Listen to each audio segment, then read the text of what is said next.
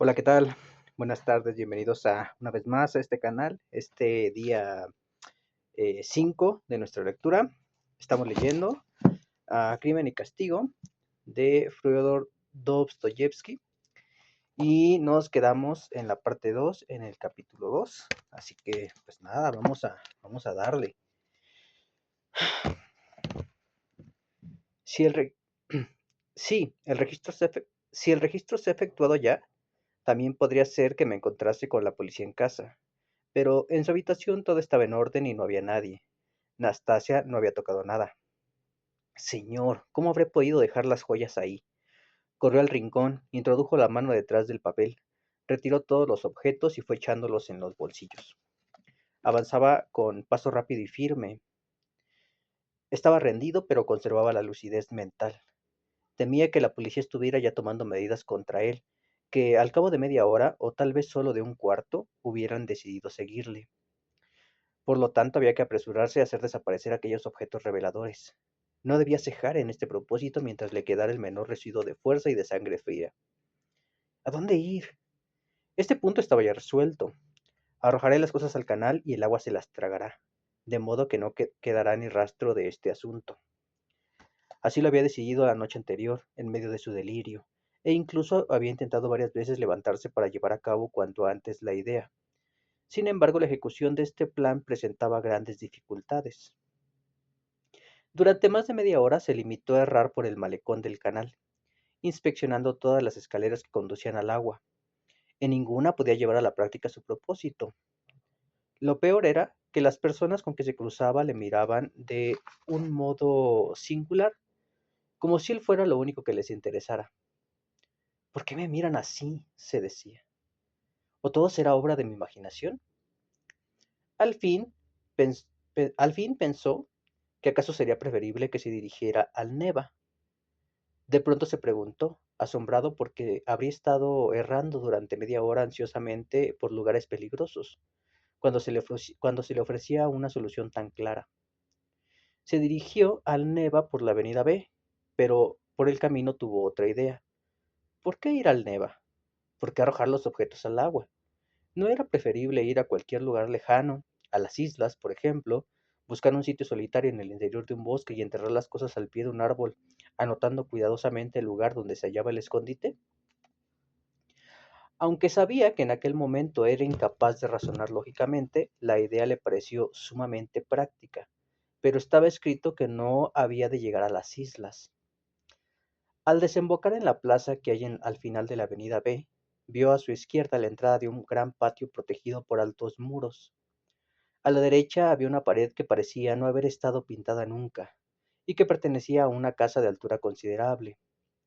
A la izquierda, paralela a esta pared, corría una valla de madera que penetraba derechamente unos 20 pasos en el patio y luego se desviaba hacia la izquierda.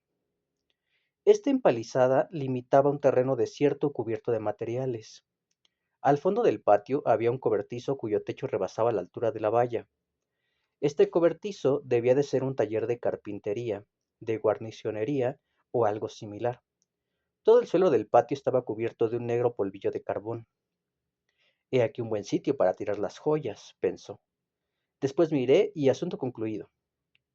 Miró nuevamente en todas direcciones y se llevó la mano al bolsillo, pero en ese momento vio cerca del muro exterior, entre la puerta y el pequeño canal, una enorme piedra sin labrar, que debía de pesar 30 kilos largos. Del otro lado del muro, de la calle, llegaba el rumor de la gente, siempre abundante en aquel lugar. Desde fuera nadie podía verle, a menos que se asomara al patio. Sin embargo, esto podía suceder. Por lo tanto, había que obrar rápidamente.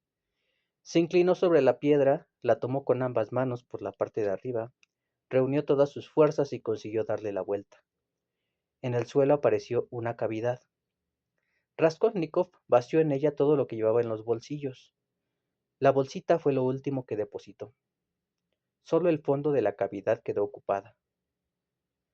Volvió a rodar la piedra y ésta quedó en el sitio donde antes estaba. Ahora sobresalía un poco más, pero Raskolnikov arrastró hasta ella un poco de tierra con el pie y todo quedó como si no se hubiera tocado. Salió y se dirigió a la plaza. De nuevo una alegría inmensa, casi insoportable, se apoderó momentáneamente de él. No había quedado ni rastro.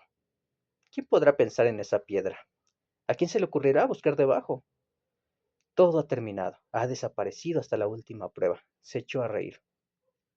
Siguió su camino, lanzando en todas direcciones miradas coléricas y distraídas. Todos sus pensamientos giraban en torno a un solo punto cuya importancia reconocía. Se daba perfecta cuenta de que por primera vez desde hacía 2 meses se enfrentaba a solas y abiertamente con el asunto. Que se vaya todo al diablo, se dijo de pronto en un arrebato de cólera. El vino está escanciado y hay que beberlo. El demonio se lleve a la vieja y a la nueva vida. Qué estúpido es todo esto, señor. Cuántas mentiras he dicho hoy y cuántas bajezas he cometido. En qué miserables de vulgaridades he incurrido por atraerme la benevolencia del detestable Ilya Petrovich. Pero bah, ¿qué importa? Me río de toda esa gente y de las torpezas que yo haya podido cometer. No es, no es esto lo que debo pensar ahora. De súbito se detuvo.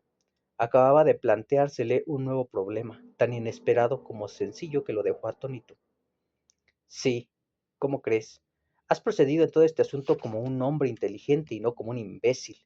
Si perseguías una finalidad claramente determinada, ¿cómo se explica que no hayas dirigido ni siquiera una ojeada al interior de la bolsita, que no te hayas preocupado de averiguar lo que ha producido ese acto por el que has tenido que afrontar toda suerte de peligros y horrores? Hace un momento estabas dispuesto a arrojar al agua esa bolsa, esas joyas que ni siquiera miraste. ¿Qué explicación puedes dar a esto? Todas estas preguntas tenían un sólido fundamento. Lo sabía desde antes de hacérselas. La noche en que había resuelto tirarlo todo al agua, había tomado esa decisión sin vacilar, como si hubiese sido imposible obrar de otro modo. Sí, sabía todas estas cosas y recordaba hasta los menores detalles. Sabía que todo había de ocurrir como estaba ocurriendo. Lo sabía desde el momento mismo en que había sacado los estuches del arca sobre la cual estaba inclinado. Sí, lo sabía perfectamente. La causa de todo es que estoy muy enfermo, se dijo al fin sombríamente. Me torturo y me hiero a mí mismo. Soy incapaz de dirigir mis actos. Mientras así reflexionaba, proseguía su camino. Al llegar al malecón del pequeño Neva, en Vasilievsky Ostrov, se detuvo en seco cerca del puente. May vive en esa casa, pensó. Pero, ¿qué significa esto? ¿Mis pies me han traído maquinalmente a la vivienda de Razumikhine? ¿Acaso algo de particular ¿Acaso tiene algo de particular que le haga una visita? Subió al quinto piso. En él habitaba Razumikhine. Se hallaba escribiendo en su habitación. No se había afeitado ni lavado. Se mostró asombrado al ver a Raskolnikov. ¿De dónde sales? Exclamó mirando a su amigo de pies a cabeza. Después lanzó un silbido. ¿Tan mal te van las cosas? Evidentemente, hermano, nos aventajas a todos en elegancia, añadió observando los andrajos de su camarada. Siéntate, pareces cansado. ¿Te estás enfermo? Muy enfermo. ¿Ya te diste cuenta? Intentó tomarle el pulso, pero Raskolnikov retiró la mano. Bah, ¿para qué? Dijo. He venido porque me quedé sin lecciones y yo quisiera... No, no me hacen falta para nada las lecciones. ¿Sabes una cosa, amigo? Estás delirando. Nada de eso. Yo no deliro, replicó Raskolnikov levantándose. Apenas hubo franqueado la puerta del piso, sintió una cólera ciega contra Razumikhine. Adiós, exclamó dirigiéndose a la puerta. Espera, hombre, espera. ¿Estás loco? Déjame, dijo Raskolnikov retirando bruscamente la mano que su amigo le había tomado. Entonces, ¿a qué diablos viniste? Has perdido el juicio. Esto es una ofensa para mí. No consentiré que te vayas así. Bien, escucha. Vine a tu casa porque no conozco a nadie más que a ti para que me ayude a volver a empezar. Tú eres mejor que todos los demás, es decir, más inteligente, más comprensivo, pero ahora veo que no necesito nada. ¿Entiendes? Absolutamente nada. No me hacen falta los servicios ni la simpatía de los demás. Estoy solo y me basta a mí mismo. Eso es todo. Déjame en paz. Pero escucha un momento, Botarate. ¿Es que te volviste loco? Puedes hacer lo que quieras, pero yo tampoco tengo lecciones y me río de eso. Estoy en tratos con el librero Kerubimov, que es una magnífica lección en su género. Keromivov considera que este folleto es de actualidad en estos momentos en que el feminismo está de moda, y yo me encargo de traducirlo.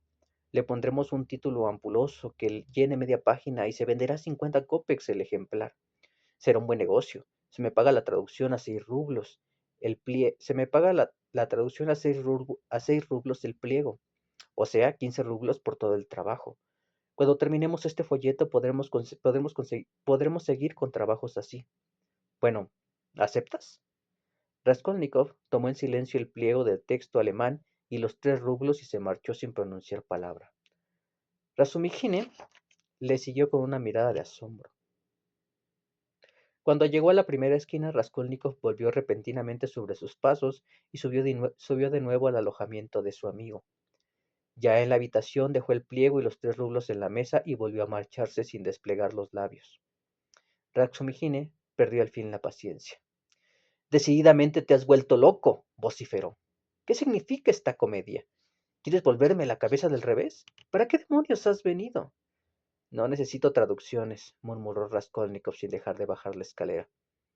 Entonces, ¿qué es lo que necesitas? Le gritó Razumikine y desde el rellano. Raskolnikov siguió bajando en silencio. Oye, ¿dónde vives? No obtuvo respuesta. Vete al mismísimo infierno. Pero Raskolnikov estaba ya en la calle. Iba por el puente de Nicolás, cuando una aventura desagradable le hizo volver en sí momentáneamente. Un cochero cuyos caballos estuvieron a punto de arrollarlo le dio un fuerte latigazo en la espalda después de haberle dicho a gritos 3 o 4 veces que se apartase. Este latigazo despertó en él una ira ciega. Saltó hacia el pretil, solo Dios sabe, porque hasta entonces había ido por medio de la calzada, rechinando los dientes. Todos los que estaban cerca se echaron a reír. Bien hecho, estos sinvergüenzas. Conozco a estos bribones. Se hacen el borracho, se meten bajo las ruedas y uno tiene que pagar daños y prejuicios. Algunos viven de eso. Aún estaba apoyado en el pretil, frotándose la espalda, ardiendo de ira, cuando notó que alguien le ponía una moneda en la mano. Volvió la cabeza y vio a una vieja cubierta con un gorro y calzada con borceguíes de piel de cabra, acompañada de una joven, su hija sin duda, que llevaba sombrero y una sombrilla verde. Toma esto, hermano, en nombre de Cristo. La generosa ofrenda de los 20 copex se debía, sin duda, a que el latigazo había despertado la compasión de las dos mujeres. Apretando la moneda con la mano, dio una veintena de pasos más y se detuvo de cara al río y al palacio de invierno. El dolor del latigazo iba desapareciendo, y Raskolnikov, olvidándose de la humillación sufrida, una idea vaga pero inquietante le dominaba. Permanecí inmóvil, con la mirada fija en la lejanía. Aquel sitio le era familiar.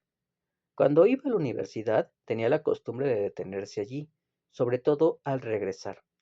Lo había hecho más de 100 veces, para contemplar el maravilloso panorama. El simple hecho de haberse detenido en el mismo sitio que antaño, como si hubiese creído que podía tener los mismos pensamientos e interesarse por los mismos espectáculos que entonces, e incluso que hacía poco le parecía absurdo, extravagante y hasta algo cómico, a pesar de que la amargura oprimía su corazón. Le parecía haber echado a volar y ver desde el espacio cómo todo aquello se esfumaba. Al hacer un movimiento, notó que aún tenía en su mano cerrada la pieza de 20 copex. Abrió la mano, estuvo un momento mirando fijamente la moneda, luego levantó el brazo y la arrojó al río. Inmediatamente emprendió el regreso a su casa. Caía la noche cuando llegó a su alojamiento. Por lo tanto, había estado vagando durante más de 6 horas. Sin embargo, ni siquiera recordaba por qué calles había pasado. Se sentía tan fatigado como un caballo después de una carrera. Se desnudó, se tendió en el diván, se echó encima a su viejo sobretodo y se quedó dormido inmediatamente. La oscuridad era ya completa cuando le despertó un grito espantoso. ¡Qué grito, señor!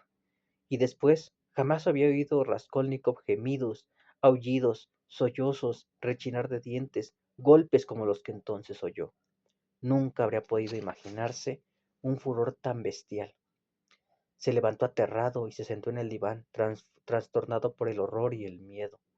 Pero los golpes, los lamentos, las invectivas eran cada vez más violentos. De súbito, con profundo asombro, reconoció la voz de su patrona. La viuda lanzaba quejidos y alaridos. Esto sucedía en la escalera. La voz del verdugo no era sino un ronquido furioso. Hablaba con la misma rapidez y sus palabras, presurosas y ahogadas, eran igualmente ininteligibles. De pronto, Raskolnikov empezó a temblar como una hoja. Acababa de reconocer aquella voz. Era la de Ilia Petrovich, que estaba allí tundiendo a la patrona. La gente acudía a la escalera, atraída por el escándalo, y allí se aglomeraba. Salían vecinos de todos los pisos, pero ¿por qué le pegaban de ese modo? ¿Y por qué lo consienten los que lo ven? Se preguntó Raskolnikov, creyendo haberse vuelto loco. Pero no, no se había vuelto loco, ya que era capaz de distinguir los diversos ruidos. Por lo tanto, pronto subirían a su habitación, porque seguramente todo esto es por lo de ayer. Señor, señor. Intentó pasar el cerrojo de la puerta, pero no tuvo fuerzas para levantar el brazo. Por otra parte, ¿para qué? El terror helaba su alma, la paralizaba. Al fin, aquel escándalo que había durado 10 largos minutos se extinguió poco a poco. Después, también él enmudeció y ya no se le volvió a oír. Señor, ¿se habrán marchado? No, ahora se va. Y la patrona también, gimiendo hecho un mar de lágrimas. Raskolnikov, extenuado, volvió a echarse en el diván, pero no consiguió dormirse. Habría transcurrido una media hora y era presa de un horror que no había experimentado jamás. Cuando de pronto se abrió la puerta y una luz iluminó el aposento. Apareció Anastasia con una bujía y un plato de sopa en las manos. Seguramente no has comido desde ayer. Te has pasado el día en la calle, aunque ardías de fiebre. Oye, Anastasia, ¿por qué le han pegado a la patrona? Ella lo miró fijamente. ¿Quién le pegó? Ha sido hace poco, cosa de una media hora. En la escalera, Ilia Petrovich, el ayudante del comisario de policía, le pegó. ¿Por qué? ¿A qué vino? Anastasia frunció las cejas y lo observó en silencio largamente. Su inquisitiva mirada turbó a Raskolnikov e incluso llegó a atemorizarle.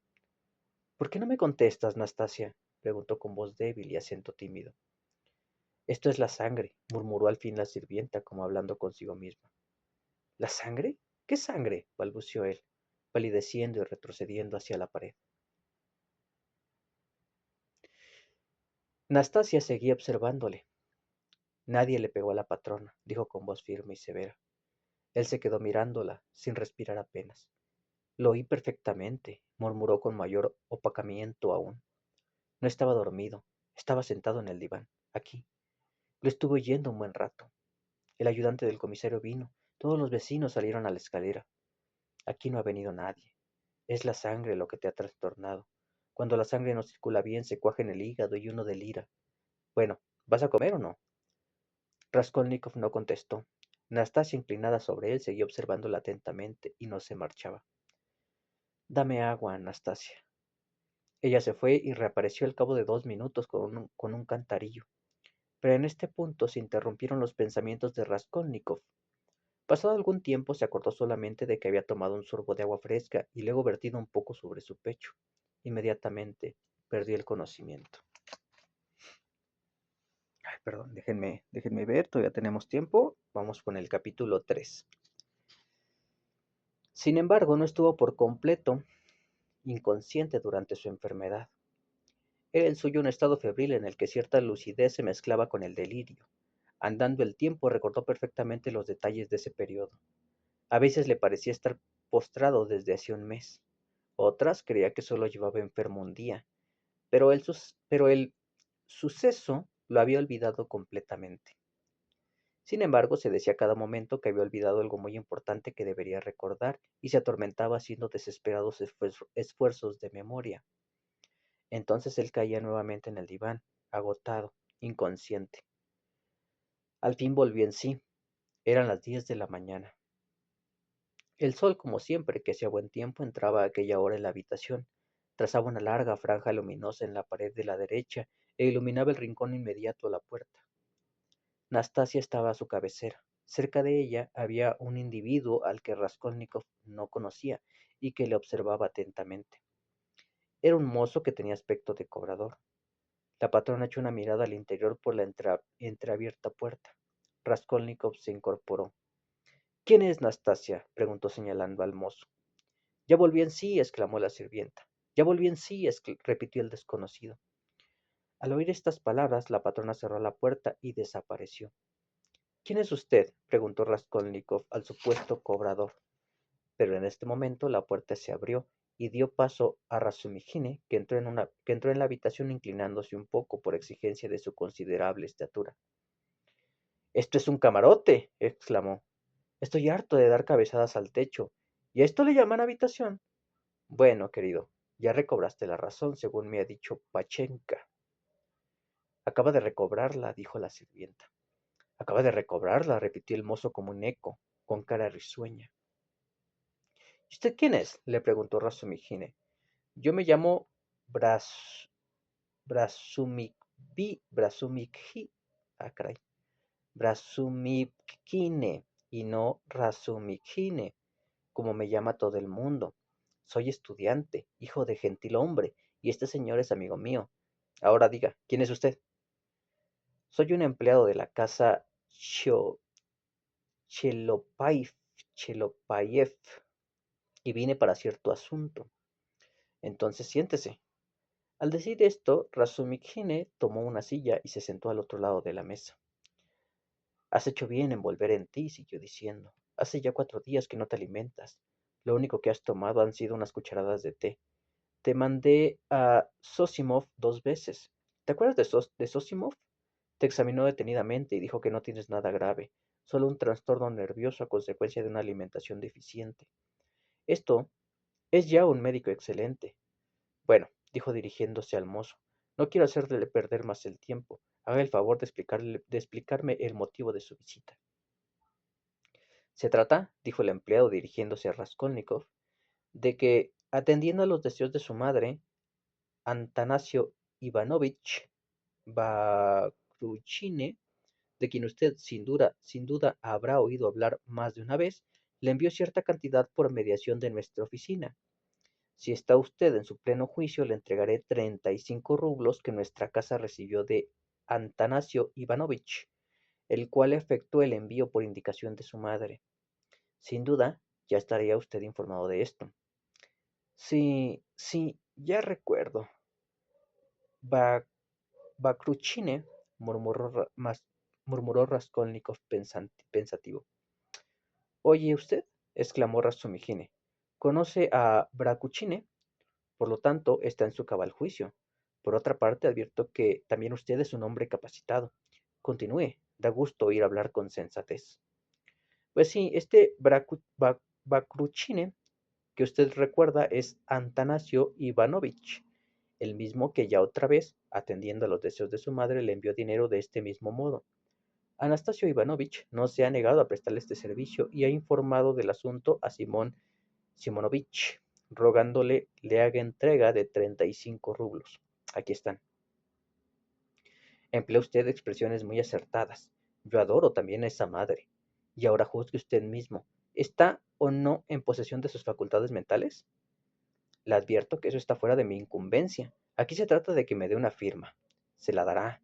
¿Es un libro donde ha de firmar? Sí, aquí lo tiene. Traiga, vamos.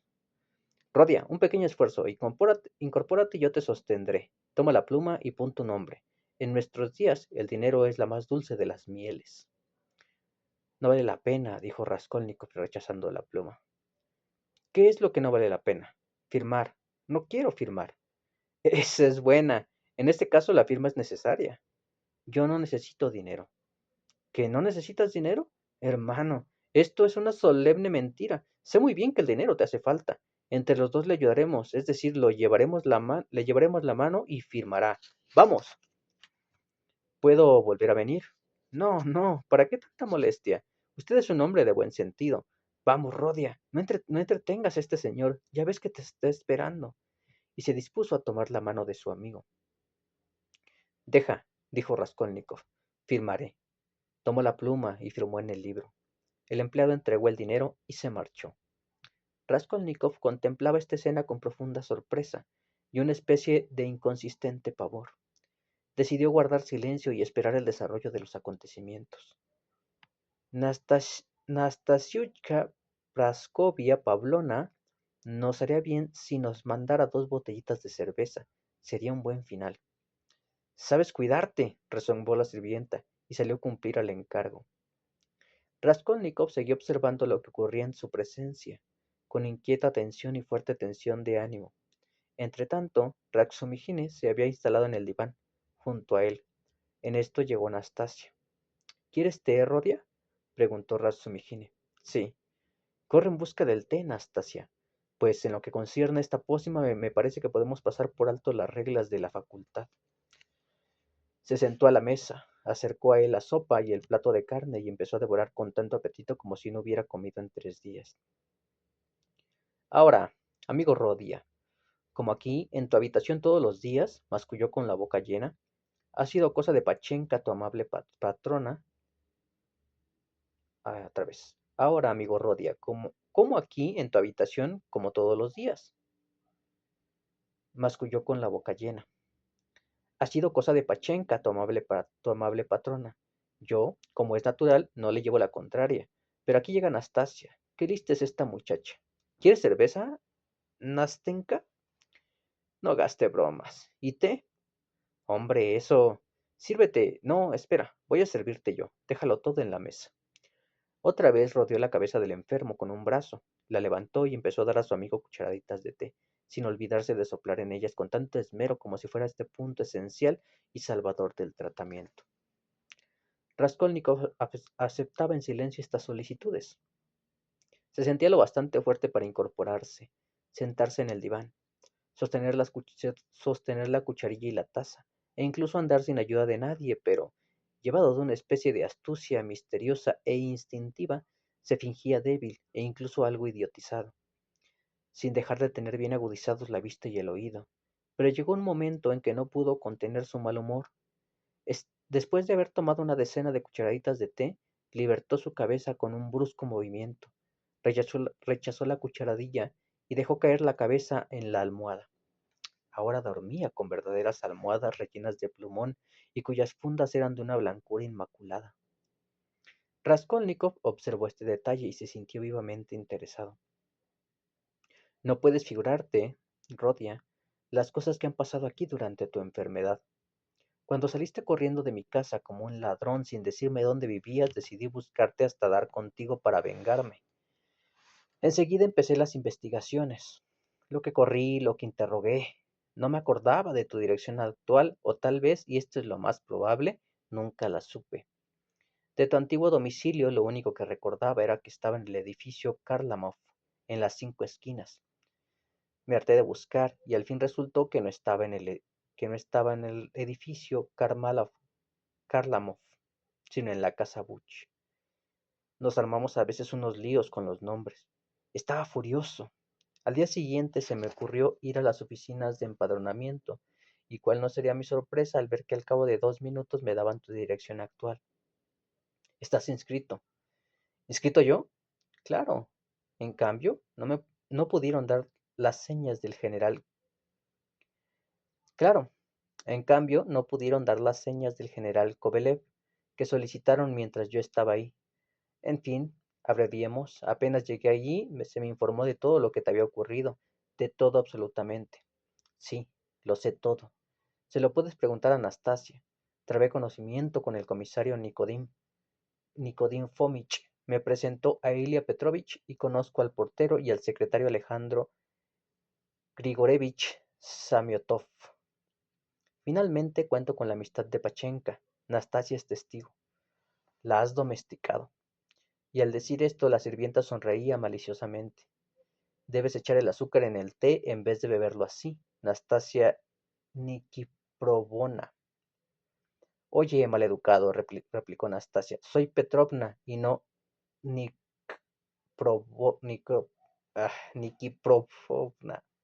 Nombres rusos. Lo tendré presente.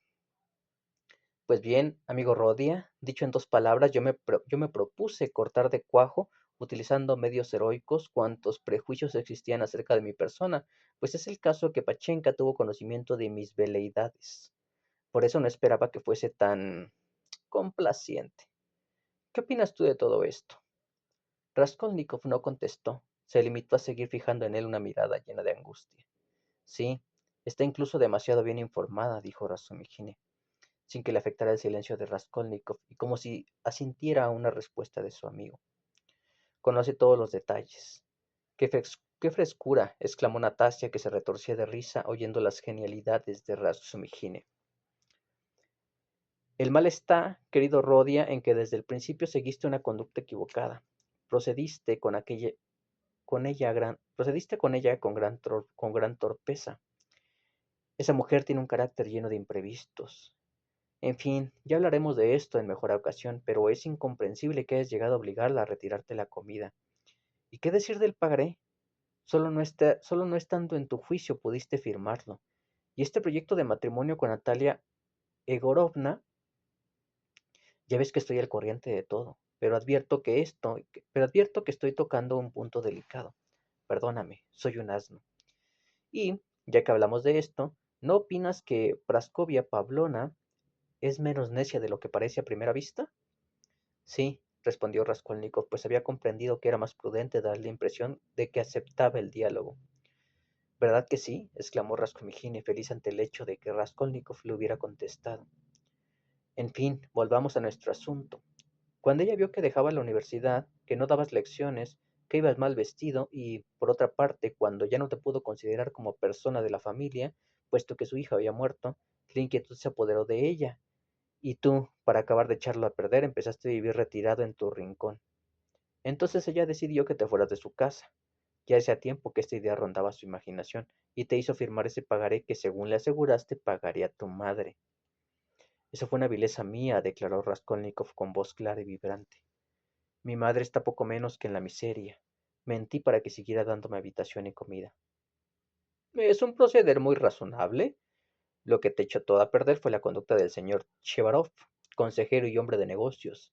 Sin su intervención, Pachenka no habría dado ningún paso contra ti. Es demasiado tímida para eso. Pero el hombre de negocios no conoce la timidez. En una palabra, ella endosó el pagaré a Chevarov y éste no vaciló en exigir el pago. Cuando me enteré de esto, me propuse, obedeciendo a la voz de mi conciencia, arreglar el asunto un poco a mi modo, pero entre tanto se estableció entre Pachenka y yo una corriente de buena armonía, y puse fin al asunto, atacándolo en sus raíces, por decirlo así.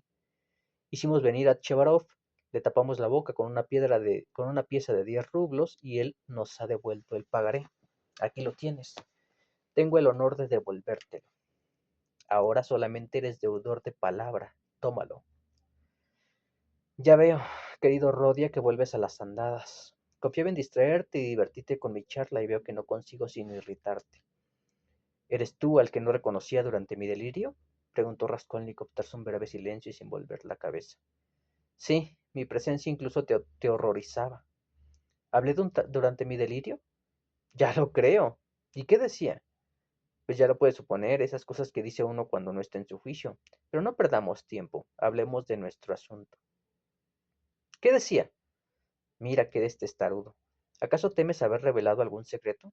Tranquilízate, no has dicho ni una palabra de tu condesa.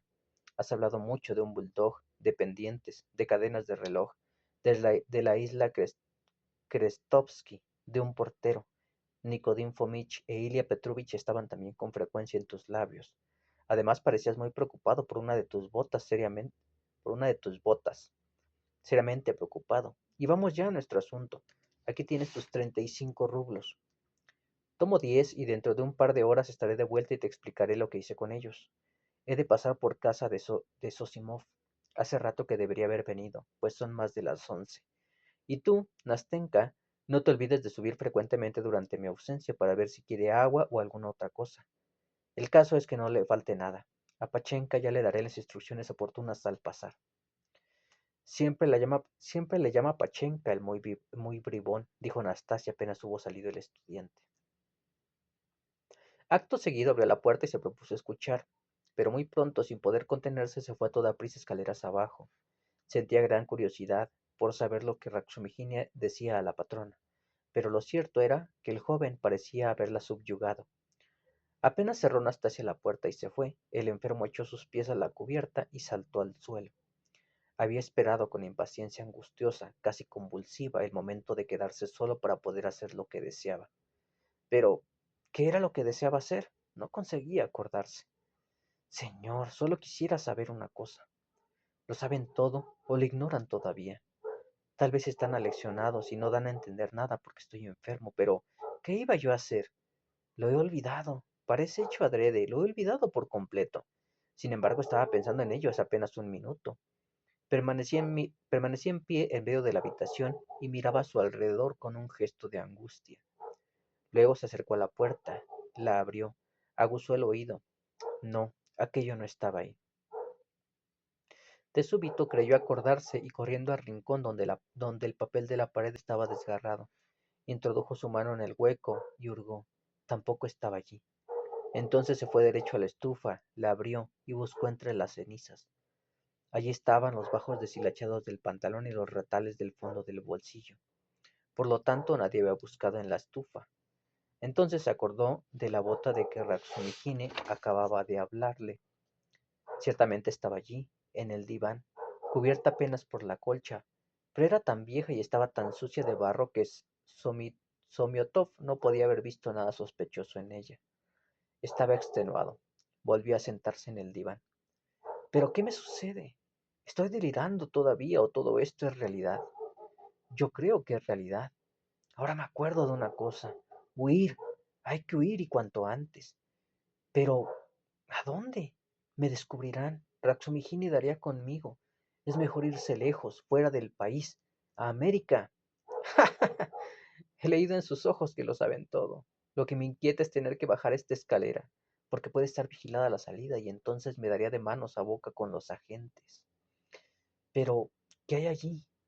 Caramba, té y cerveza, media botella de cerveza fresca. Tomó la botella que contenía un buen vaso de cerveza y se la bebió de un trago. Experimentó una sensación deliciosa, pues el pecho le ardía. Se echó en el diván y se cubrió con la colcha. Sus pensamientos, ya confusos e incoherentes, se enmarañaban cada vez más. Pronto se apoderó de él una dulce somnolencia. Le despertó un ruido de pasos. Abrió los ojos y vio a Ratsumihine que acababa de abrir la puerta y se había detenido en el umbral, vacilante. Ya veo que estás despierto. Bueno, aquí me tienes. Y gritó asomándose a la escalera. Nastasia, sube el paquete. Luego añadió dirigiéndose a Raskolnikov. Te voy a presentar las cuentas. ¿Qué hora es? Preguntó el enfermo, paseando a su alrededor una mirada inquieta. Dormiste bastante, amigo. Deben de ser las 6 de la tarde. Has dormido más de 6 horas. ¿6 horas durmiendo? Señor. No hay ningún mal en ello. Por el contrario, el sueño es beneficioso. ¿Acaso tenías algún negocio urgente? ¿Una cita? Para eso siempre hay tiempo. Hace ya 3 horas que estoy esperando que te despiertes. Pasé 2 veces por aquí y seguías durmiendo. También fui 2 veces a casa de Sosimov. No estaba. Pero no importa, ya vendrá. Además, tuve que hacer algunas cosillas. Hoy me mudé de domicilio, llevándome a mi tío con todo lo demás. Pero pues has de saber que tengo a mi tío en casa. Bueno, ya hablamos bastante de cosas inútiles. Vamos a lo que interesa. Trae el paquete, Anastasia. ¿Y tú, cómo estás, amigo mío? Me siento perfectamente. Ya no estoy enfermo. Oye, Ratsumihini, ¿hace mucho tiempo que estás aquí? Ya te lo dije. ¿Lo has olvidado? Raskolnikov quedó pensativo. Los acontecimientos de la jornada se le mostraban como a través de un sueño. Sí, lo has olvidado, dijo Ratsumihine. Ya me había parecido a mí que no estabas en tus cabales cuando te hablé de eso, pero el sueño te ha hecho bien. De veras tienes mejor cara. Ya verás cómo recobras la memoria enseguida. Entre tanto, echa una mirada aquí, grande hombre. Y empezó a deshacer aquel paquete que, al parecer, era para él cosa importante. Te aseguro, mi fraternal amigo, que era esto lo que más me interesaba, pues es preciso convertirte en lo que se llama un hombre. Empecemos por arriba. ¿Ves esta gorra? Preguntó sacando del paquete una bastante bonita, pero ordinaria y que no debía de haberle costado mucho. Permíteme que te la pruebe. Así, Ratsumihine fue sacando prendas nuevas y presentándoselas a su amigo Raskolnikov. Déjame, le rechazó Raskolnikov. Seguía encerrado en una actitud sombría, y había escuchado con repugnancia el alegre relato de su amigo. Es preciso, amigo Rodia, insistió Raxomigine. No pretendas que haya gastado en balde las suelas de mis zapatos y tú, Nastasiushka, no te hagas la pudorosa y ven a ayudarme. Y a pesar de la resistencia de Raskolnikov, consiguió mudarle de ropa. ¿Con qué dinero compraste todo eso? ¿Qué con qué dinero? Vaya una pregunta, pues con el tuyo. Un empleado de una casa comercial de aquí vino a entregártelo hoy por orden de Bakruchine. Es tu madre quien te lo envió. ¿Tampoco de esto te acuerdas? Sí, ahora me acuerdo, repuso Raskolnikov tras un largo silencio de sombra de meditación. Razumihine le observó con una expresión de inquietud. En este momento se abrió la puerta y entró a la habitación un hombre alto y fornido. Su modo de presentarse evidenciaba que no era la primera vez que visitaba a Raskolnikov. Al fin aquí tenemos a Zosimov, exclamó Razumihine. Y bueno, con esto terminamos la lectura de este día. La siguiente lectura vamos a empezar con el capítulo 4. Y bueno, eso es todo por hoy. Que tengan una bonita noche.